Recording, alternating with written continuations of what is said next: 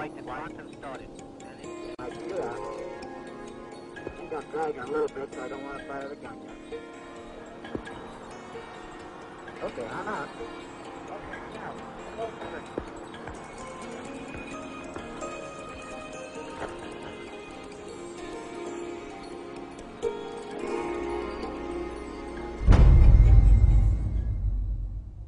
Extensive rehearsals at docking spacecraft were performed in low Earth orbit.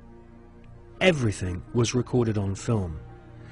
This footage would later become invaluable as NASA sought to fake the success of the Apollo missions. Meanwhile, more problems occurred. On Gemini 9, the second spacewalk had to be cut short due to problems with the astronauts' oxygen supply. On Gemini 11, another attempt to walk in space was curtailed due to fatigue. Was this a sign that cosmic radiation caused nausea and fatigue?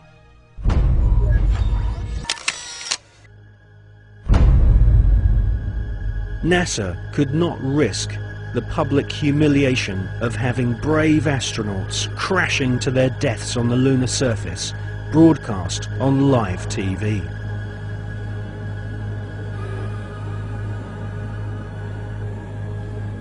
NASA's Nazis knew that a major catastrophic failure on the moon would cause the billions of dollars of funding to be immediately cut.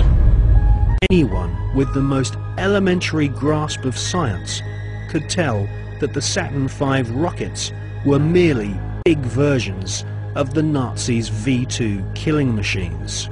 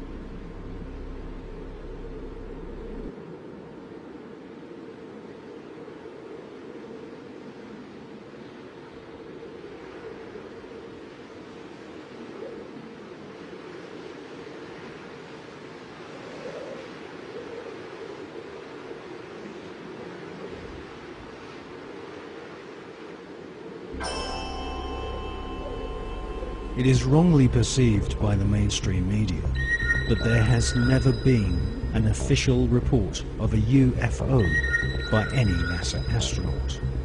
This is simply not so. Since the early experimental orbital craft were developed by ex-Nazi SS officers on behalf of NASA, American astronauts have continually reported strange UFOs. In many cases, photographs and even film was shot of these mysterious, unidentified flying objects. During his pioneering orbital flights in the Gemini 7 capsule, NASA astronaut Jim Lovell clearly alerted Mission Control of a bogey at 10 o'clock high. Capcom at Houston asked James Lovell if he had an actual sighting of a UFO. Lovell answered, "We have several, an actual sighting." Gemini 7 here, Houston, are you ready? That's clear. 7, go ahead. Hey, bogey at 10 o'clock high. This is Houston. Say again, 7? We have a bogey at 10 o'clock high. Roger.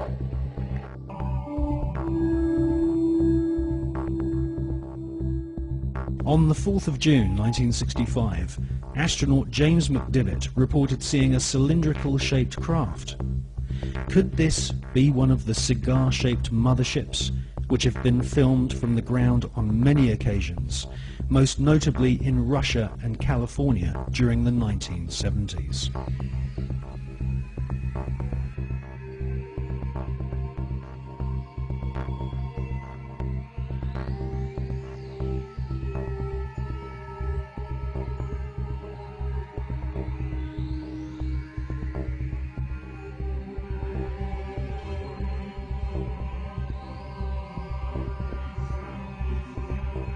Former astronaut Gordon Cooper has publicly stated that his interest in UFOs was one of the reasons why he became an astronaut in the first place.